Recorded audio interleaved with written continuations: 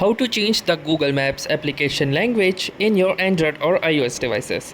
So hey guys, if you wish to change the language of the Google Maps application interface, then this video is for you. So the first thing you need to do is when you open your Google Maps application, you need to click onto your profile picture at the top right corner.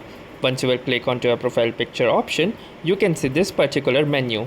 From this menu, you need to choose settings. Then under the settings, the first option you see is the app language. So simply click onto the app language, and from here you can choose a number of other languages. So for example, let me choose Hindi. So once I have clicked onto Hindi, you need to click onto this OK button at the top.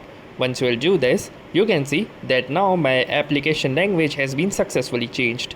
To revert it back to English, simply click onto your profile picture again and follow the same steps by going to settings and then clicking onto the first option, and then from here simply choosing English and then clicking onto OK again, and here you can see that now it has again moved back to English. So that's how easily you can switch or change the application language in your Google Maps application for Android or iOS. So that's all for this video. If this video was any helpful to you, do consider giving it a like.